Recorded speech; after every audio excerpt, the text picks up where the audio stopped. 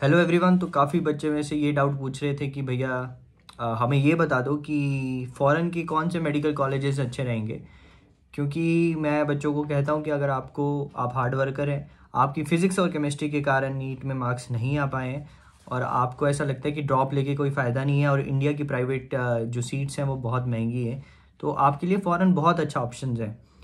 और फ़ॉरेन में सबसे अच्छी बात ये है, जैसे आपको बता दूं, पहले जो फ़ॉरेन के ग्रेजुएट्स होते थे उनको पहले इंडिया में इंटर्नशिप करने के लिए भी एक एग्ज़ाम देना पड़ता था जिसको FMGE एग्ज़ाम कहते थे, जो साल में 2 बार होता है और 300 नंबर का पेपर होता है जिसमें आपको 150 मार्क्स लाने होते हैं और उसमें कोई नेगेटिव मार्किंग नहीं होती, पर उसका लेवल नीट PG के आसपास ही होता है, तो उसका जो सक्सेस रेट है वो कम रहता है क्योंकि बच्चे बाहर इतना ज़्यादा पढ़ नहीं पाते हैं।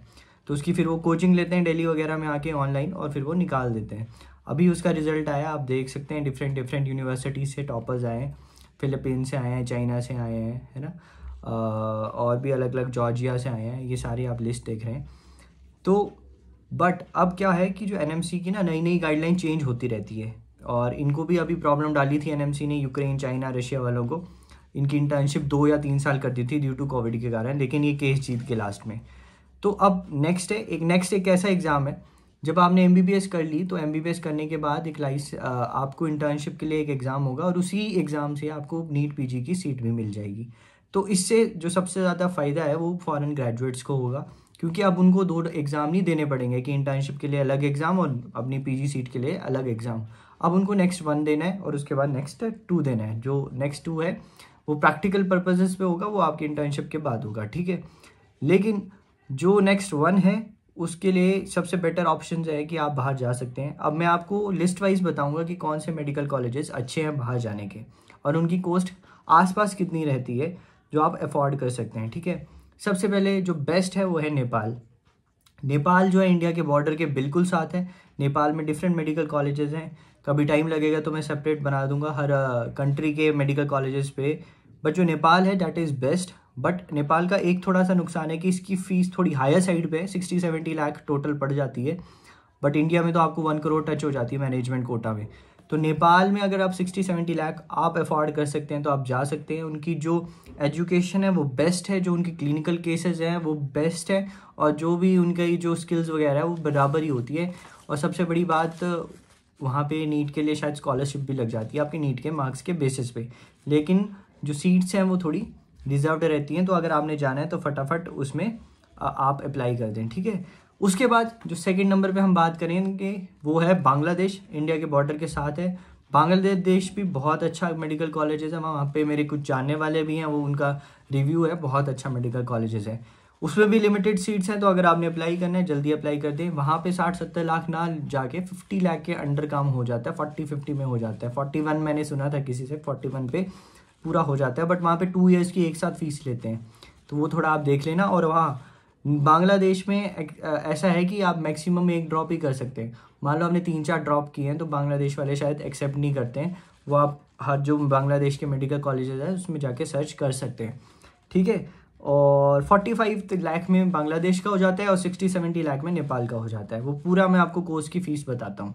हाँ, अब NMC की जो नई गाइडलाइन हुई वो यही कहती है। अब मैं क्यों आपको ये नेपाल बांग्लादेश कह रहा हूँ, पहले तो आप जॉर्जिया जाते थे, सर्बिया जाते थे, रशिया जाते थे, कजाकिस्तान, किर्गिस्तान, उज़्बेकिस्तान, इसके बारे में भी मैं आगे डिस्कस करूँगा। लेकिन अब NMC की गाइडलाइन में आपको 54 मंथ्स के अंदर MBBS करनी है और आपको 1 ईयर की, उसके अलावा आपको 1 ईयर की इंटर्नशिप करनी है, ठीक है। तो इनका जो ईयर का थोड़ा प्रॉब्लम रहती है, चाहे जॉर्जिया में, सर्बिया में, रशिया में। फिर आपको एक लाइसेंस भी चाहिए जो आपको वहाँ से प्रैक्टिसिंग लाइसेंस मिलेगा। तो वो कई जगह जैसे रशिया में है या जॉर्जिया में है तो उनकी पर्टिकुलर लैंग्वेज में वो लाइसेंस होता है, तो उस एग्ज़ाम को पास करना मुश्किल हो जाता है। तो सबसे बेस्ट 2 ऑप्शन है, नेपाल एंड बांग्लादेश। आप अफोर्ड कर सकते हैं, आप फटाफट उसको निकलिए। और ऐसा मत सोचिए कि आप इंडिया में MBBS करेंगे तो कोई आपको ज़्यादा फ़ायदा हो जाएगा। बाहर जाओगे तो बहुत चीज़ें सीखते हैं वहाँ जाके बच्चे। यहाँ पे हो सकता है कई कॉलेजेस में बहुत ही बुरा सिस्टम है, वहाँ पे टीचर्स नहीं है, फर्नीचर नहीं है और वहाँ का टॉक्सिक माहौल है। आप बाहर जाएंगे 4 चीज़ें नहीं सीखेंगे, एरोप्लेन में जाएंगे, घूमेंगे, दूसरी कंट्री में जाएंगे, कल्चर सीखेंगे, एक्सप्लोर करेंगे। और वैसे भी आजकल UG की जो MBBS, ओनली MBBS वालों की जो प्लेसमेंट भी नहीं हो रही है और उनके लिए जॉब्स भी ऑप्शंस थोड़े कम हैं। तो NEET PG was now becoming a source for income, तो आप जाइए और वहाँ पे अपनी अच्छी मेहनत करिए और तैयारी करिए। ठीक है, नेपाल बांग्लादेश हमने बात कर दी। उसके बाद जॉर्जिया आप जा सकते हैं, जॉर्जिया के भी अच्छे कॉलेजेस हैं। जॉर्जिया में थोड़ा लैंग्वेज प्रॉब्लम रहती है, बट अगर आप उसको कंप्लीट कर लेते हैं तो उसकी भी जो फ़ीस है जॉर्जिया की वो 45 लाख के आसपास पड़ जाती है। और फिर आपको वहाँ पे कोचिंग वगैरह बहुत अच्छी है ना जॉर्जिया में। आपको जैसे, हाँ, जैसे आप फॉरेन कंट्रीज़ में जाएंगे तो ध्यान रखना, यूएसएमएलई और ऑस्ट्रेलियन मेडिकल को जो कॉलेजेस होते हैं, यूके प्लैब हो गया, जर्मनी का हो गया, दुबई का डीएचए होता है एग्ज़ाम, उसकी आप तैयारी जाके भी कर सकते हैं। अगर आपका ऐसा है कि वहाँ से मुझे फ़ॉरेन निकलना है तो यूएसएमएलई थोड़ा मुश्किल होता है रेदर देन बाकी जो एग्ज़ाम है ऑस्ट्रेलिया वाला, फिर भी अच्छा होता है, ईजी होता है थोड़ा। तो जॉर्जिया में जाके आप वैसी तैयारी कर सकते हैं। 45 लाख आपका बजट रहेगा जॉर्जिया में। उसके अलावा सर्बिया के भी बहुत अच्छे कॉलेजेस हैं, 45-50 लाख सर्बिया में भी काम हो जाता है। मतलब ये जो मैं फ़ीस बता रहा हूँ ये पूरे 5.5 साल जितना भी होगा आपका टोटल उसकी बता रहा हूँ। हाँ, बट बेस्ट आपको वही है बांग्लादेश और नेपाल। ठीक है, नेपाल टॉप पे, देन बांग्लादेश। रशिया बेस्ट है क्योंकि उसमें आपके ना जो फीस स्ट्रक्चर है वो बड़ा कम है, लिमिटेड 25-30 लाख अगर आपका है, किसी ने लोन लेके जाना है, लिमिटेड अमाउंट ऑफ मनी है, तो आप रशिया जा सकते हैं। और रशिया में अभी आपने देखा होगा प्राइम मिनिस्टर ने विजिट किया रशिया में, तो ये जो एनएमसी की कोई गाइडलाइन चेंज होती है तो रशिया वालों को अगर आप एम्बेसी वालों से बात करते हैं तो चेंज करते हैं अभी, है ना। जो भी एनएमसी के अकॉर्डिंग वो अपना चेंज करके आपको सारे सर्टिफिकेट प्रोवाइड करते हैं। और रशिया में जाना, ध्यान रखना, वहाँ अगर गवर्नमेंट यूनिवर्सिटी मिल जाए तो वहाँ हॉस्टल्स बहुत सस्ते होते हैं, पढ़ाई अच्छी है रशिया की, और लैंग्वेज वगैरह आपको एक्सप्लोर करने को अच्छा मिल जाएगा रशिया में। हाँ, बट वहाँ से थोड़ा यूएस वगैरह निकलना मुश्किल हो जाता है ना, यूएसएमएलई और एएमसी वहाँ का मुश्किल है। बट आपने मैक्सिमम यही करना है, आप फॉरेन जाके एमबीबीएस कंप्लीट करके इंडिया में आके पीजी की तैयारी करें। फिर कजाकिस्तान भी आपने ध्यान रखना है, कजाकिस्तान भी बच्चे जाते हैं, 25-30 लाख में कजाकिस्तान में हो जाता है सब कुछ। और वहाँ पे गवर्नमेंट यूनिवर्सिटी में जाना क्योंकि वहाँ ट्रस्टवर्दी बंदे, मतलब जो ब्रोकर वगैरह से बच के रहना। Kyrgyzstan, Uzbekistan, due to new NMC guideline आए, don't suggest you to go there, क्योंकि वहाँ का इतना अच्छा सिस्टम नहीं है।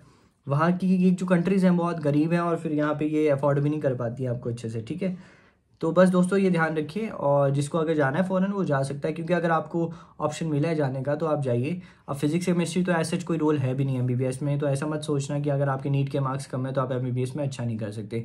हो सकता है एमबीबीएस बाहर जाके आप 100 चीज़ें सीखे।